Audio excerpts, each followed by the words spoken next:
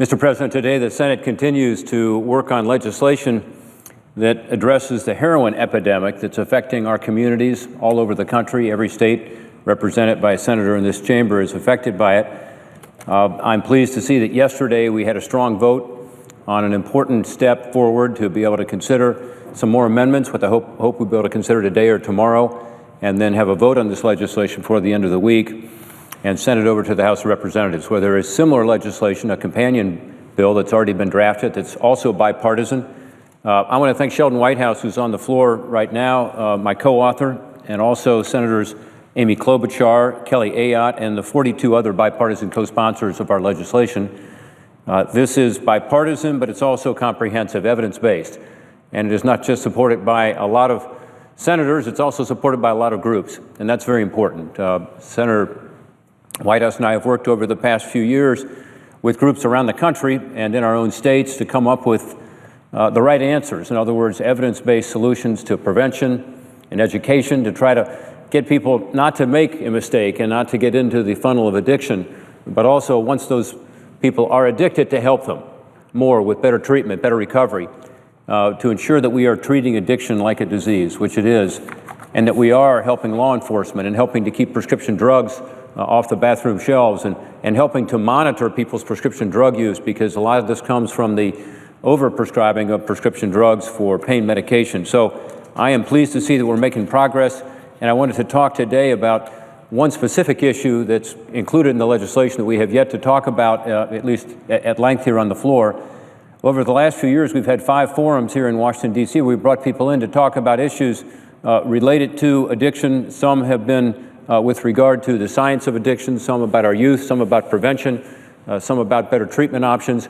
But we had one that was particularly interesting, I thought. It was about a very special issue, and that's how to treat substance abuse impacting our veterans and service members, and how to prevent our veterans and service members from becoming subject to this addiction. In the legislation that we're considering here on the floor, we focus on this issue. And this really came out of the expert testimony we had and the work that's been done around the country on this issue. CARA allows veterans who were discharged for a substance abuse disorder to use drug courts as they recover. Too often, our men and women come home from serving our country with untreated trauma and PTSD, and often that manifests itself in an addiction. We know from the research that's been done that more than 20% of veterans with PTSD also suffer from an addiction or dependence on drugs, like heroin, or a dependence on alcohol. So post-traumatic stress syndrome is related very much to this addiction issue. A few weeks ago, I was in Columbus, Ohio, and I met with our Veterans Court there. And we had a roundtable discussion with some of the veterans who have been through it, and it was actually a very inspiring experience, because here are veterans, many of whom have been serving our military in combat roles. They had come home, they'd gotten in some trouble, they'd been in and out of the court system, then they found these veterans courts, where they actually help these veterans to divert them from prison and into treatment and into a support network with other veterans. For veterans suffering from post-traumatic stress disorder, going to jail can be a major hurdle in their recovery. Yet for many who turn to drugs and alcohol and attempt to self-medicate because of that, that's exactly where they end up. Ryan is a combat veteran. He served in Iraq. He had a distinguished career. He got home, and he found himself in a situation where he had trouble readjusting to life back at home outside of the military. He got in some trouble. He ended up in jail. It didn't work for him.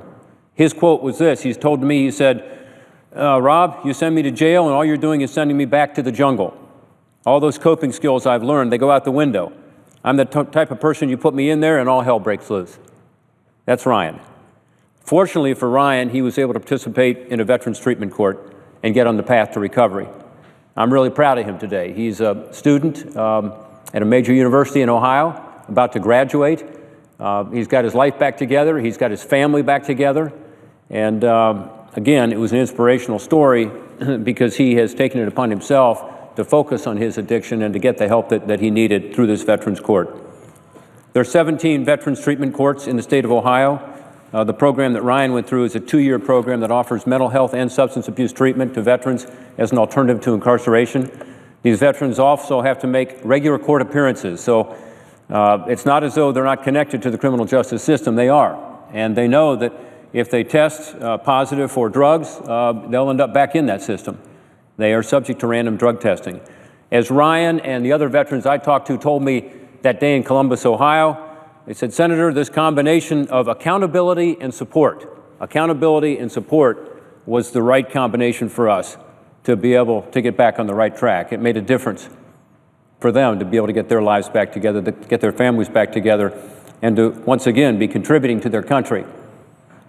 CARA will expand veterans treatment courts and will also ensure that veterans who are discharged for a substance abuse issue are also eligible to go through these programs. This is a critical change and will help allow more veterans to get the help they need, and again, to get at the root cause of their addiction.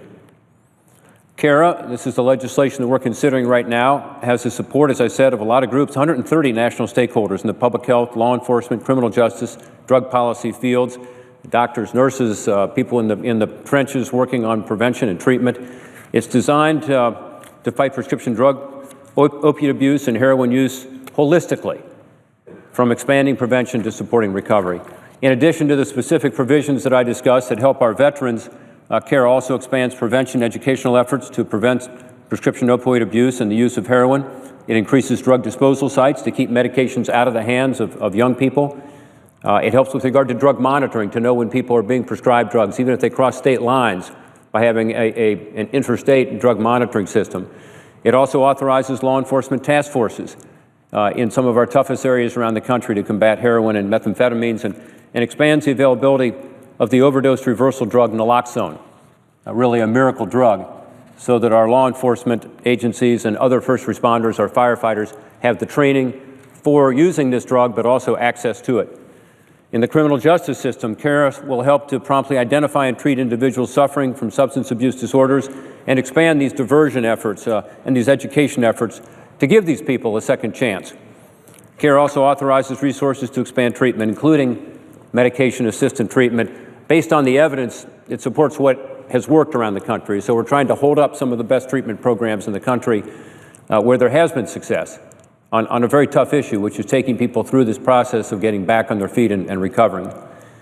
CARA supports those recovery programs that are particularly focused on youth and building communities of recovery, including at our colleges and universities. It also creates a national task force on recovery to improve ways to address the collateral consequences that are imposed by addiction.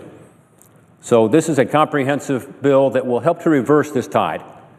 And again, this is something that is affecting us all. The numbers are overwhelming.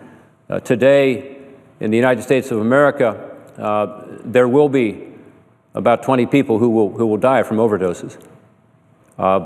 In Ohio, this happens every week. About 25 people are now dying from overdoses, but that's just part of the problem. Many are not dying from the overdose. Naloxone is working in many cases, for instance.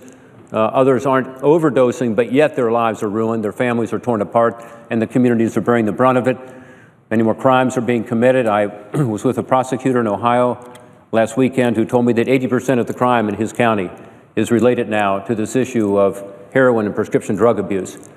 So we need to pass this bill and get it signed into law so that it can help to reverse this tide, so that it can help our state and local governments and our nonprofits who are doing a great job out there trying to address this issue, and to help individuals who are suffering from this addiction, which is a disease, to be able to get the treatment that they need and the recovery efforts that are needed to be able to truly make a difference.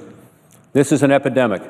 It's now reached those kinds of levels, those kinds of crisis levels, and I'm hopeful that we'll have, again, a series of amendments that can be included and voted on in the next 24 hours. Then we can move forward with this legislation, get a strong vote, send it over to the House with a strong message that it's time for us to do what we can to be able to address this issue and make a difference in the lives of our constituents.